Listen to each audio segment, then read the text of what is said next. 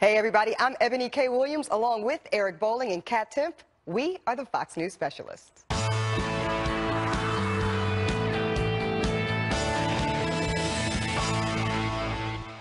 President Trump is expected to deliver on one of his biggest campaign pledges to put America first by pulling out of the Paris Climate Accord. President Trump saying a short time ago that he'll make a final decision very soon.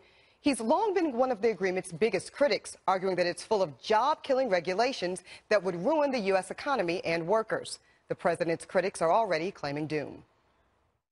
It would send to the rest of the world a message that the United States does not care about this planet that we all share. This is no longer, oh, he's doing his thing. This is endangering the world. If we stand alone to face this global crisis, it's more than reckless. I mean, we are really endangering the planet, the American people, and our economy at a really fragile stage.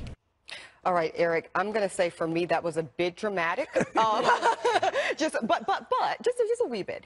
But for those that want to talk about the economics, and you're a money guy, so maybe it's not about it endangering the world, but from an economic model of relying and bringing back the coal miners who we all care about, but it's a bit of a nostalgic economic model, some people say, and that instead we should be planning for an economic future that looks more at tech and other sources like solar power and things like that. So anyone who is surprised that Donald Trump is debating. Actually, I'm surprised he hasn't already come out and said we're pulling out of the Paris Climate Accord.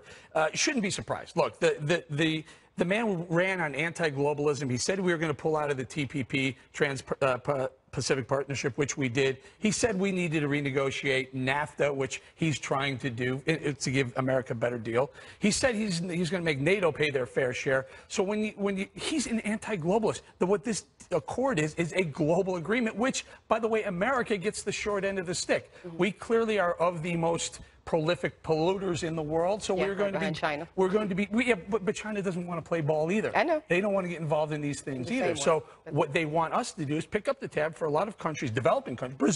Brazil pollutes the heck out of the globe, and they don't want to play ball either. So we're picking up the tab for countries who aren't ready to pick up the tab, much like we do with NATO. And Donald Trump, the anti-globalist, says enough is enough. Kat, do you think that he can renegotiate it? Maybe he doesn't like it as it's been negotiated under President Obama, but maybe, to Eric's point, just make better terms if he's going to consider it. That's exactly what I would like to see him do. I think that we should still have a seat at the table if all of the other countries, except for a couple, are going to be involved in this, just because it could have consequences here. For example, they could, in the form of carbon tariffs on our exports and those kinds of things if we just don't engage at all. But the standards under Obama are ridiculous. They are job killers. Environmental protections don't sound as cute and fuzzy when you add in the form of regulations that will kill the economy and have people, make it harder to find a job. So the current levels I have a huge problem with. In Obama, there's a reason why he didn't do it as a treaty in the form of involving Congress, because no one would have ever voted for that. But there's got to be somewhere in the middle. Hopefully so, somewhere in the middle. Well, let's meet today's specialist. She was crowned Miss America in 2008. She's also a conservative commentator, and she's the host of the Sonderpack podcast on FaithWire News, but she specializes in making millennials great again. Kirsten Haglund is here. And he's a retired Maryland law enforcement official, also a radio talk show host in Washington, D.C., and he's also a board member of the ACLU, but he specializes in Democratic politics. Garland Nixon is here. Garland, I'm going to start with you, since you specialize in Democratic politics. Obviously, a lot of Dems upset at the idea of President Trump coming out of this, but to Eric's point earlier, he did campaign on it. American people did vote him as president, so isn't he just fulfilling a mandate by the American people? Yeah, but for the most part, understand that Democrats don't see climate change as a political issue. The way we would see it when you start talking about how much is it going to cost to fix it, from our perspective, it would be like if you're in a boat that has a hole in it and you're surrounded by sharks and you're debating how much it's going to cost to fix the hole. At that point, you shouldn't. So if you believe in that climate change is real, as most scientists do, then the issue of jobs is much less important. Hey, Garland, we may be in a boat, but it certainly doesn't have the hole or the leak that you're describing it, and the sharks aren't ready to attack us in the boat.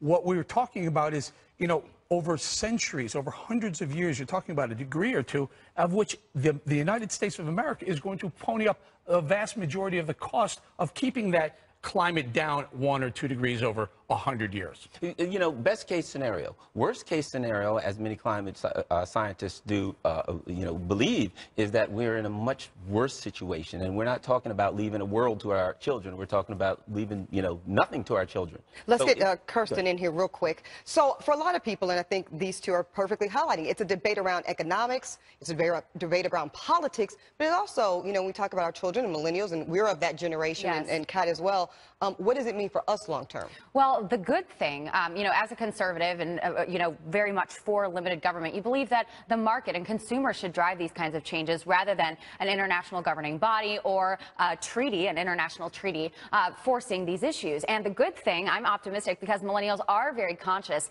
about waste, about trying to rely on renewable sources of energy increasingly. And what's interesting, so I can be optimistic in that regard that if Trump does pull out, that we'll see consumers in the marketplace really driving a move toward greener energy.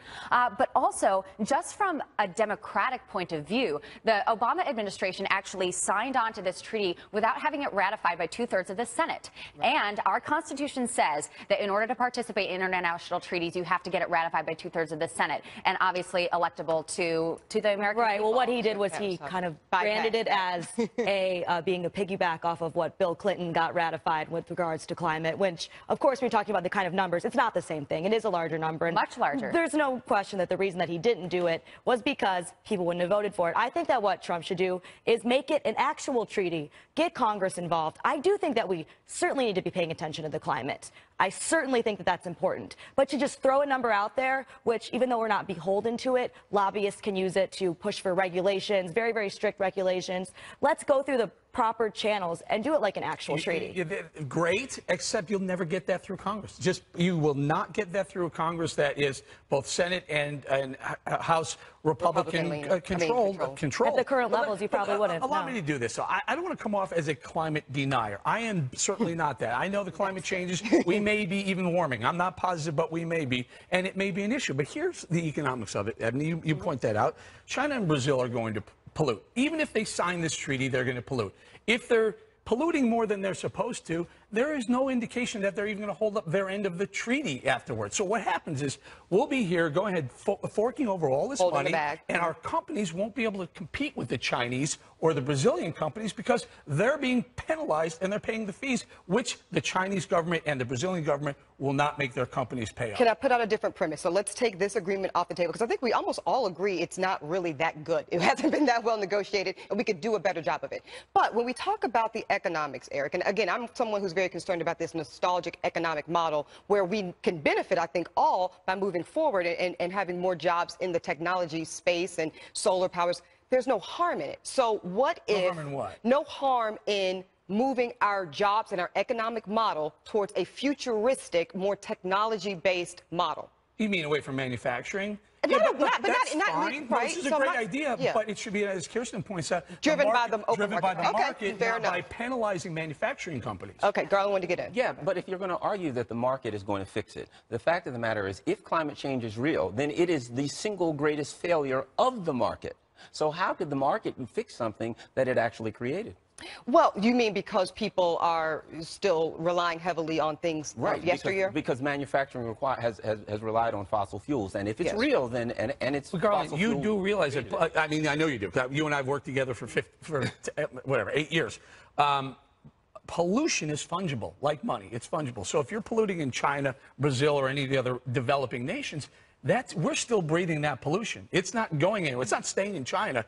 We're sharing it as a globe. So when you put our U.S. corporations at a financial disadvantage to the rest of the world, we're not saving the planet unless everyone. But how do we incentivize? How do we incentivize them moving to the new model? Do you have any? I don't know. Well, part of it is already happening. You know, the concerning thing is Elon Musk did come out today and say that he would possibly, come off the advisory board. But just in thinking about the environment and the climate, this agreement wouldn't even lower the temperatures. They would still go up 3 degrees, which everyone says is unnecessarily risky. So if we're really caring about the climate, this treaty, as it stands, doesn't do it. So lots of people having problems with the agreement as it stands, Kat. But again, my big question is, if I want to move to that technologically based model, how do we incentivize? Because I don't really like over-regulations either, but how do we incentivize people to get to that a little bit quicker? Right, and it absolutely is tough. I think that with younger generations, people are, as you were saying, they're more and more interested in climate change. And that is where we also just have to, even if not for the environment, even for the, because other countries are, that is where other countries are moving. We have to move there too. We can't be the only country that we're just by ourselves running on coal, so that won't help us either. We can't be the people that are taking the lead, and we have such strict regulations that we can't compete with China. And Eric, that's a great point, and I completely agree. We can't completely destroy ourselves economically for the sake of a couple of degrees, but at the same time, even just speaking politically and economically, excuse me, we can't be all the way over here and on coal. So I think that we do need something, a little bit of a hybrid. I think that the one now is way too strict and would be destructive to our economy, but we do need to do something. Allow me to address your question. How do we incentivize? Well, we certainly don't incentivize by penalizing. That has never worked in any industry. But to incentivize implies that some government or body is going to pay for you to make a transition. You're a corporation. You're a business owner. To go from a manufacturing business to a, let's say, a software company or a software company. But so you're saying, how do you the market incentivizes? When people young people say, I'll pay more for this iPhone because it's being produced in a country where the climate is being protected, that's when it happens. But it's got to start at a grassroots level, not a penalizing stage or an incentivizing stage. So it's up to us, America. Speaking of, up next is Wake Up America. Eric Bolling is ready to unload over the Kathy Griffin controversy. We'll be right back.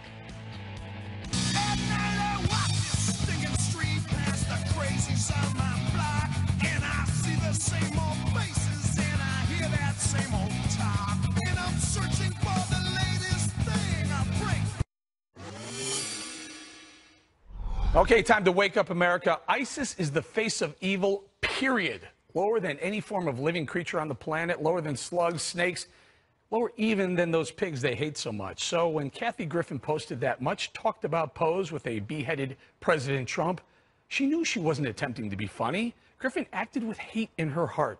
She hates Donald Trump and his supporters so much that she blew well past what is acceptable in a normal society.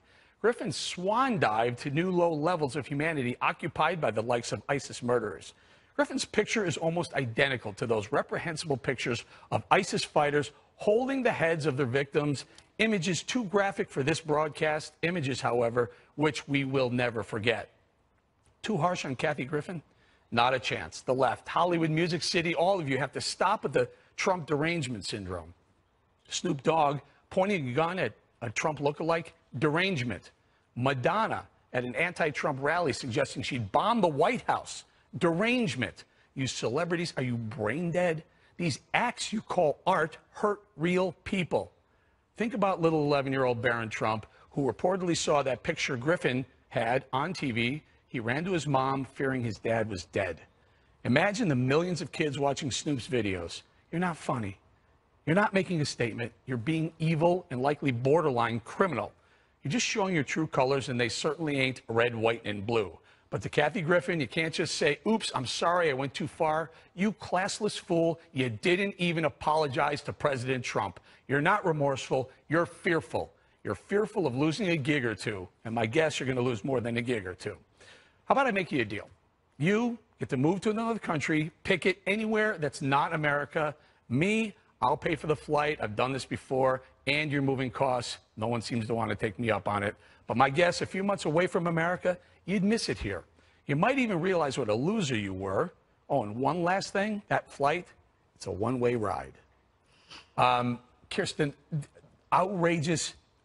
Celebrities continue to do this. What if it was a Republican? What if it was a Republican president and a celebrity death? Would the media be outraged? Oh, my gosh. I mean, it would be a completely different story. And Kathy, Kathy Griffin would have been called out immediately if this was, President Obama. But it just makes my heart so sad. It really does, that the level of political discourse in this country has sunk so low. And I think it has a lot to do as well with social media, that people just get on there to be just so nasty rather than constructive. And that means that even entertainers have to go to this low to get through the noise. It's sad, it's abysmal, and I think honestly we should all take a look at ourselves and say, how can we be kinder? How can we achieve true tolerance, which means being able to disrespect with someone, but being able to disagree with them, but still respect them as an individual. We all need to take a step back and monitoring how we connect with each other on an individual level. What do you think, Eboni? I think it's vile. I think it's disgusting, Eric. Eric. First of all, Kathy Griffin is not funny anyway. That's why I think self-professed D-list. But here's the, I do not like social media. I've been a big critic of it primarily. But on social media, Eric, you know what I saw? I saw a lot of liberals. And you're right, the mainstream media outrage wasn't what I think it should have been. But on social media, Eric, there were a lot of anti-Trump, very left-leaning, Democratic, very liberal people that said, you know what, this is out of control. It's ridiculous. And they actually did condemn this, and they thought this was way too far. I got to give props to CNN. They cut her loose today. Congratulations if it was going to happen, but they did it nice and swift, the way they did when Donna Brazile was caught lying and cheating on the debate, the debate prep. Yeah. Well, this was disgusting. Anybody would say it's disgusting. I don't think it's criminal. You'd have to say that this woman is actually going from making fun of celebrities, plastic surgery, to willingly, knowingly saying, all right, I'm going to kill presidents now. That's what you have to believe in order for it to be a criminal thing. It was a desperate ploy for attention from somebody whose latest career achievement was squatty potty, which she has now lost. She said, in her apology, she said, oh, I'm shocked at I'm so sorry, I'm seeing the reaction. She wasn't just seeing the reaction. If you watch the footage, the backstage footage, behind the scenes footage, she says, oh, we're not going to survive this. We're going to have to go to Mexico. She saw the reaction ahead of time, and that's why she did it. She wanted the attention. She got the attention. People are talking about her. You don't walk around with a severed head if you're not looking for people to talk about you and pay attention. It was disgusting. Yeah. It was sick, but she knew exactly what she's doing. Now we're talking about her, and the squatty potty thing must have been very exciting. Now she doesn't have it. She'll have to deal with that. And Kat points out that this was premeditated. This was something that she said on videotape prior to posting it online, that she said, hey, we do provocative things with the photographer, and this one's going to create quite a stir. Meanwhile, Garland, in the monologue, I said, where was the apology?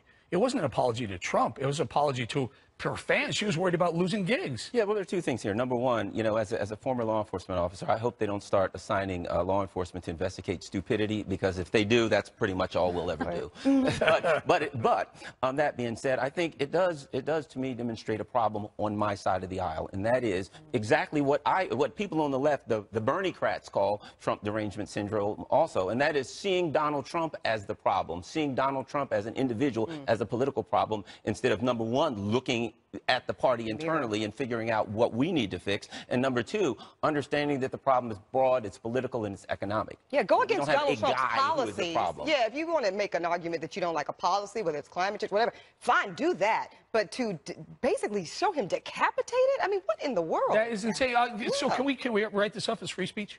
Yes. This is protected speech. It absolutely is protected speech. I think it skirts. I would make a legal argument, though, Kat, that this skirts. I'm not saying she should be arrested, but, and other lawyers, friends of mine have also said, I do think once you start showing that, I think you could argue it's not a threat, though. A threat is knowing and willful threatening. That's her saying, all right, I'm not going to be making fun of so-and-so's bad lip injections anymore. Now I'm going to move into the assassination business. Nobody actually thinks that's what she was doing. What about when was it kids disgusting? see this stuff? Yeah, it's disgusting. I'm not defending it. I feel bad for his son. No one in his family should have to see that. It's disgusting. It's sick. And she's losing to squatty potty. Huge deal. And then forget CNN. Squatty potty for a second. Let's talk about Barron Trump, who according to the Trump family, Barron saw this on television, ran to his mom and said, is dad dead? I agree with you. So when it starts hurting real people, has it gone beyond the free speech argument? I agree with you, but also I get death threats on people threaten to kill me on Twitter all the time, and I can't press charges because it's not knowing and willful. All I'm saying is that legally it doesn't meet the standard. Actually, I would. That's what I'm saying. It doesn't, but you could make an argument, Kat, because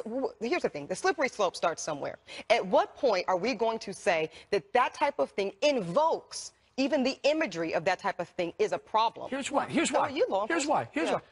You can't yell fire in the crowded movie theater. We all know why. Why? Yeah. Why? Why? Because it gives the image that it's a real fire. Yelling fire in a crowded movie theater when there's no fire isn't actually harmful. It's what happens. It's the reaction. Yes, so the reaction of something like this fool putting the picture of Donald Trump's head beheaded, or Snoop Dogg with a gun pointed to Donald Trump, there's a reaction that could be happening. Well, and it's the same argument, honestly, that the left made years ago when there was a shooting, and Gabrielle Giffords, remember, was shot because the left wanted to point to this image on Sarah Palin, I believe it was, Twitter account with the target signs over members of Congress and Senate. And, so you do have to look at this. Images do matter. You have to look at this, cascading rise in this normalization of political violence. It is not okay, people. It's just Of course it's not okay. While it is reprehensible, I would say that this is specifically the type of speech that is protected by the First Amendment. Remember, the First Amendment protects unpopular speech, all speech, but specifically unpopular speech, because you don't have to protect popular speech. All right, we're going to leave it right there. We got to go, but a quick programming note: be sure to catch Hannity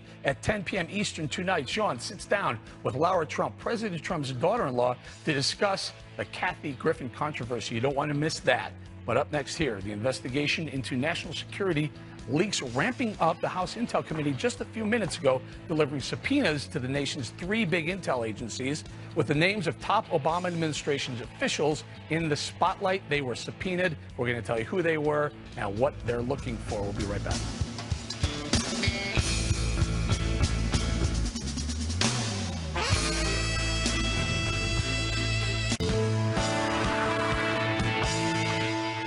Fox News' James Rosen reporting that 3 of the nation's intelligence agencies received subpoenas this afternoon.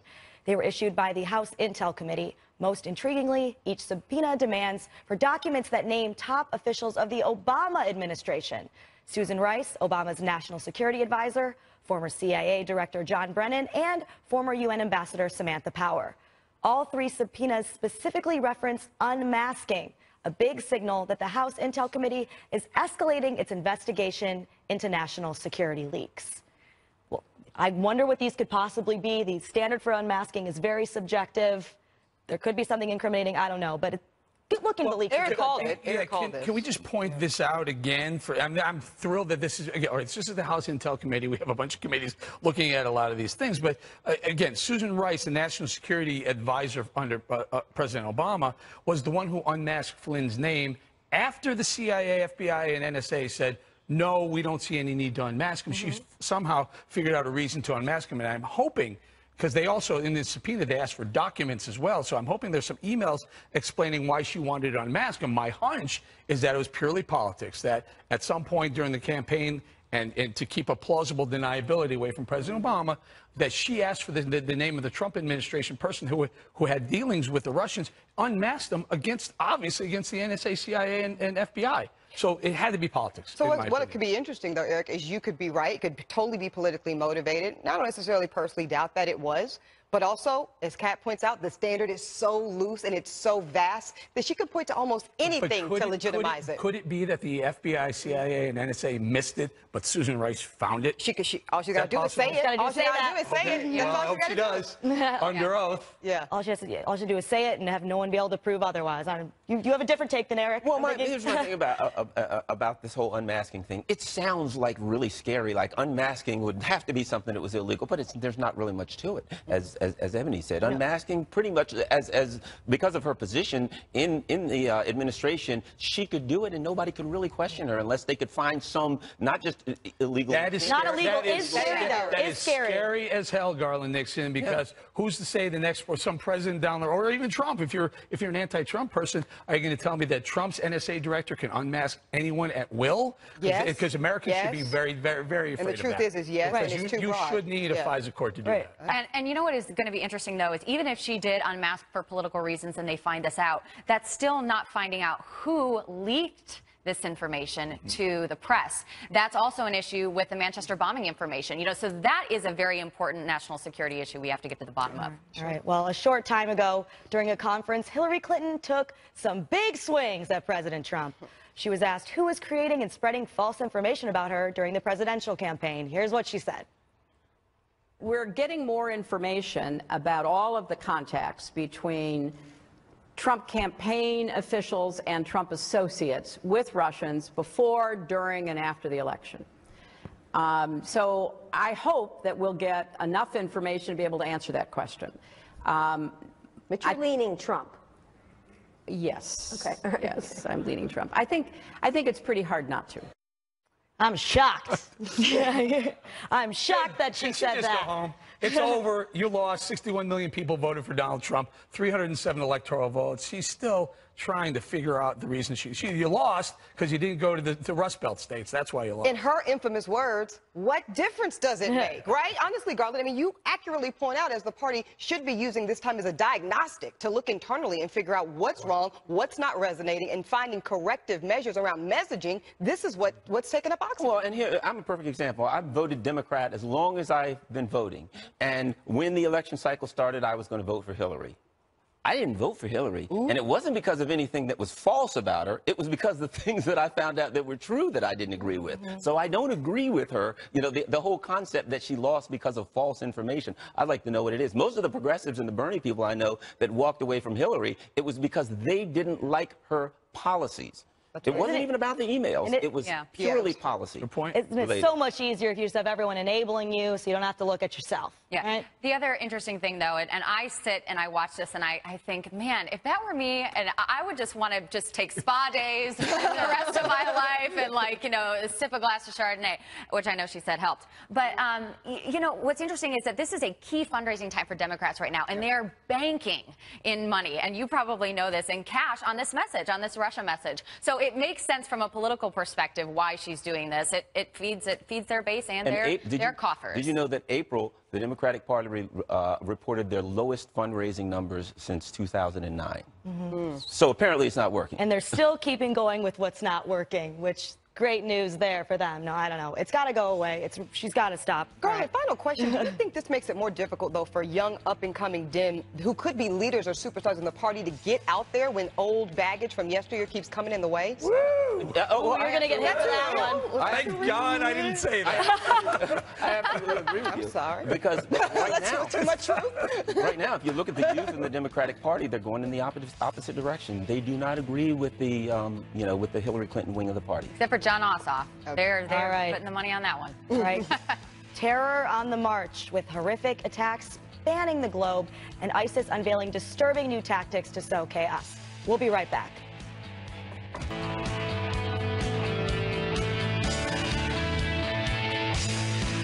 Welcome back to the Fox News Specialist. Our specialists today are Kirsten Haglund and Garland Nixon.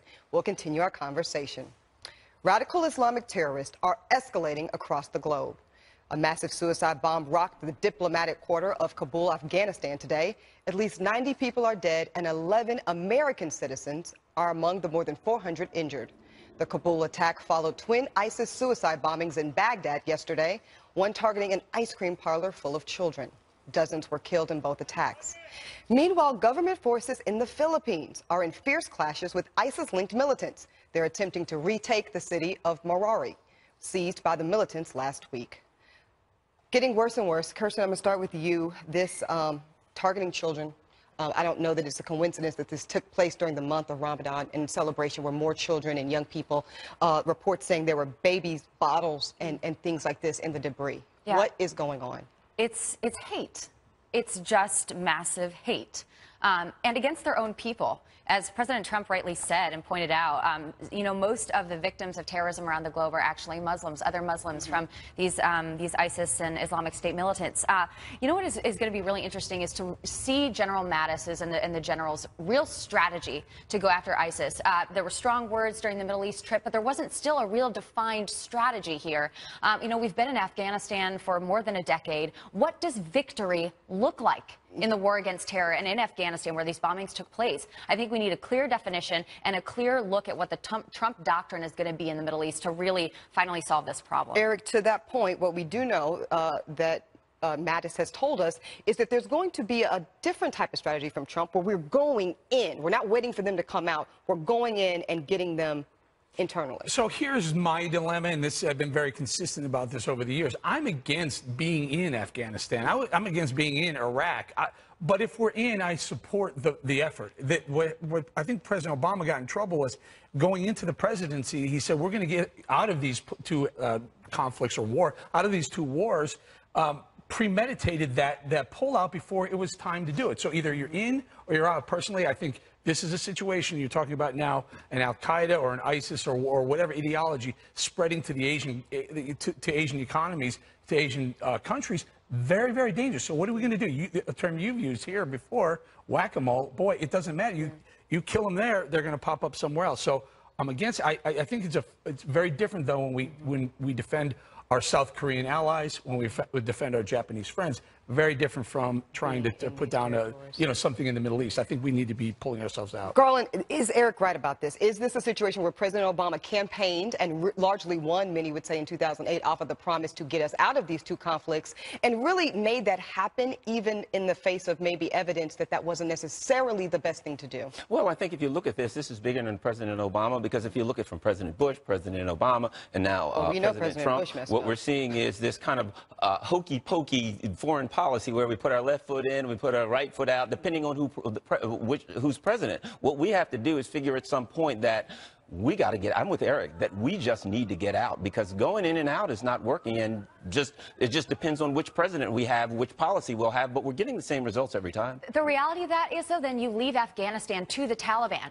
40% of Afghanistan is under Taliban control right now. I mean, this is what life is going to look like for those people. I mean, it's a very, very hard reality. And talking about the troop levels, they're at least 1,000 troop shortage in Afghanistan. And at the height, I mean, it was 50,000 plus there. So it's a very, very difficult quagmire. But Kat, how do we do? I mean, we've been there for 15 years. Exactly. Exactly. Per year. All these years, all these American lives, all this money. If you were talking about what is our goal, what do we want to see there?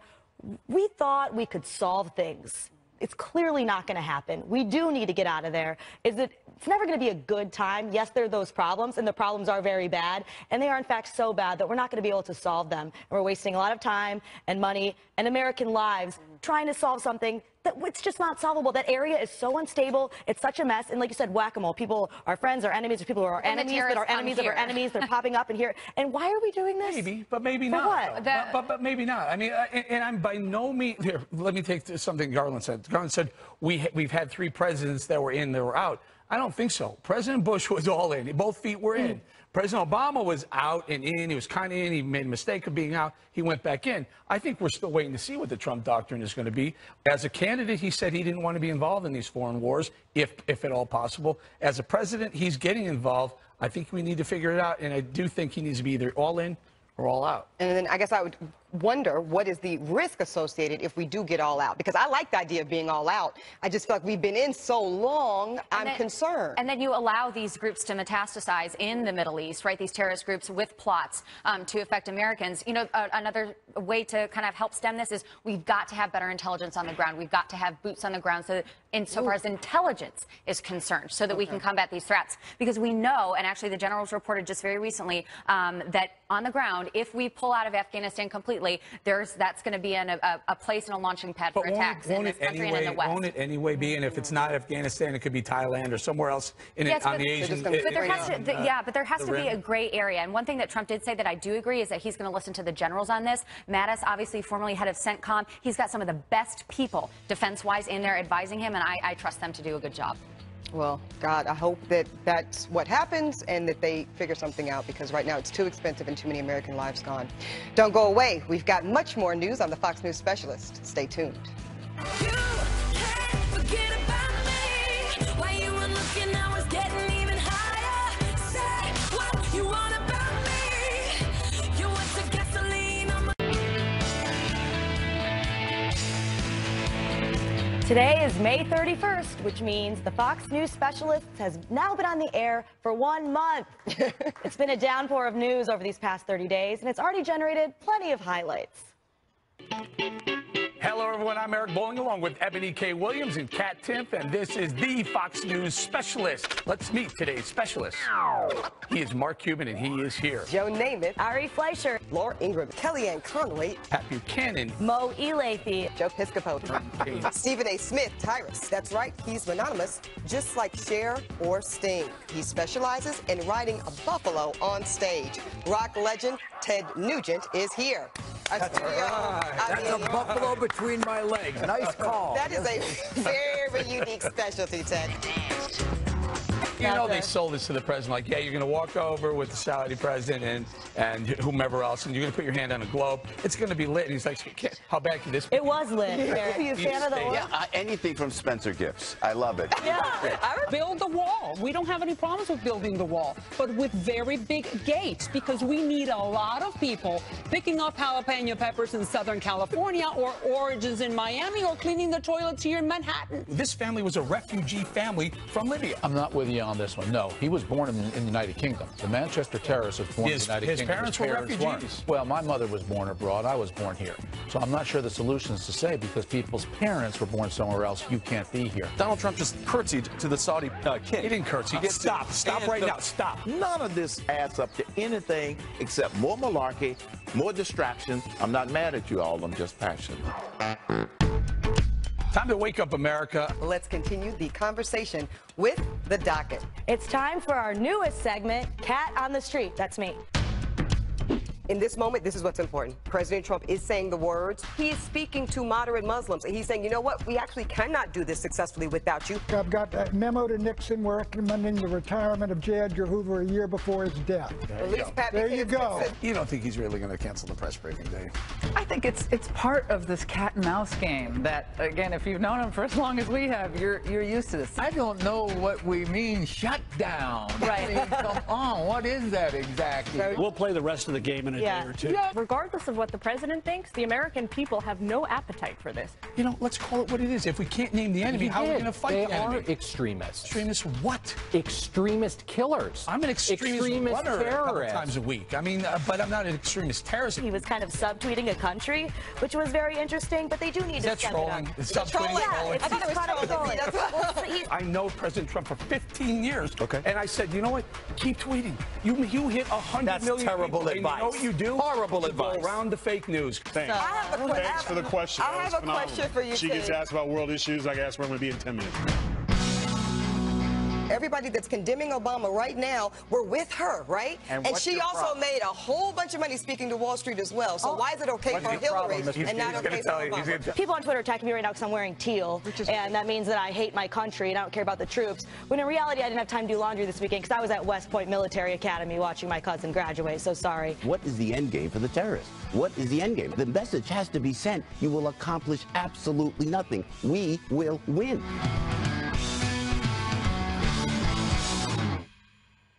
I'm mad they didn't include my lipstick on my teeth from yesterday. Yeah. They should have included that and made it the whole 3 minutes. I thought it was just we should thank the producers, too. You guys did a great job. Absolutely. Brianna, Nick, all you, Andrew, who else? Jackie. And Tyler, yep. Monica, we said it, yep. And Nicole. Everybody, absolutely. And Megan, who's home. Albana. Yeah, that was great. This is so much fun. Every single day we get to, and I think that's what's. And we're going to do this every month, right? We do this. Let's do it every month. You guys could do another package for us next month? Yeah, you guys will be on the highlight reel for next month. Because I mean, no one really understood the format when this show first went on the air, and I think every single day it's gotten better and better. Because if you two, like the in-seats, the specialists, are such a special part of what we do here. Special. Yeah. I said that. Oh my God, that's funny. Yeah, Congratulations, absolutely. you guys. Thank you. And yeah, first people were like, wait, what? Mark Cuban's hosting the show? No, that's not how it works. This is a different kind of show. People don't really understand it. Now maybe they're getting it. Yeah, I think it's definitely been a fun time. All right. When we return, we're going to circle back with our specialists, Kirsten Haglund and Garland Nixon, right after this. Sing about the good times. Come on, let's rock it till the sun shines. Now that you got it, don't you wait. All righty, time to circle back with our specialists, Kirsten Haglund and Garland Nixon. Kirsten, I'll start with you. Is it cool? Can it be cool to be a conservative millennial again? Yes, and in some circles it already is. You know, I think that conservative millennials have a chance to kind of redefine themselves and their priorities because a lot of them grew up thinking that the moral majority, the religious right, you know, and that wing was all that conservative Republicans could be. But I think that they're really taking this time to redefine themselves, the movement, especially in light of Trump and kind of the different party that he's created. And I'm very optimistic and hopeful that our future is looking up. Excellent. I'll crown you all over again, Kirsten. World peace. Absolutely. Garland, I have this one for you. As you look at the Democratic Party right now and all that's going on, what I think a lot of people see is a lot of chaos, What's the right note for them? Where should they be focusing? Right now, they should be focused on policy. You know, the Democratic Party had a guy who gave them the formula, and he filled stadiums, and they ignored him, and they're still ignoring them. And now we're listening to someone who's, you know, talking about why she lost. And, in June. Right. So it's the right thing for the Democratic Party to move. What do we call her earlier? Yeah. I talked about old baggage in the party area. It was a metaphor. There's someone out there who got so mad when they heard the bag part that they already started typing up a hate blog about you, probably. It's called context. Is there any up-and-coming leaders in the Democratic Tulsi Party Gabbard. that you think? Okay. Tulsi Gabbard. All right, cool. Keep your eye on Tulsi Gabbard. All right, absolutely. Can I also ask you, we have a little bit of time here. You're an ACLU board member. Yes, no National less. Board of Directors for the ACLU. What's the biggest issue facing the ACLU civil liberties right now? Well, right now, I think the immigrant issues right now, that would be the travel ban that are still going on in court and heading up towards the Supreme Court. Yes, can't wait for SCOTUS to get their hands on that. Final question, Kirsten. You have a very important charity, the Kirsten Haglund Foundation. Tell us a bit about it and what you do and how important that mission is to you. Well, thank you so much. Yeah, we work with families that are seeking treatment for primarily eating disorders. And it was something that I started during my year as Miss America and continue to do that because we believe that families should have access to good quality care so that they can go on to live healthy, full, productive lives. So thanks. Very important work. Thank you. Thank you. All right, we're good to go? Good show? Wonderful. You guys have fun? Thanks for having us. Awesome. Hey. All right, we're going to leave it right there. We're going to say thank you to our Fox News specialists, both of them, Kirsten Haglund and Garland Nixon. And we thank all of you for watching. Make sure to follow us on social media. We're huge on social media. You can't believe it. Huge. At Specialists FNC. We're getting huge. On Twitter and Facebook. Remember, 5 o'clock will never be the same. Special report coming up next. Right there.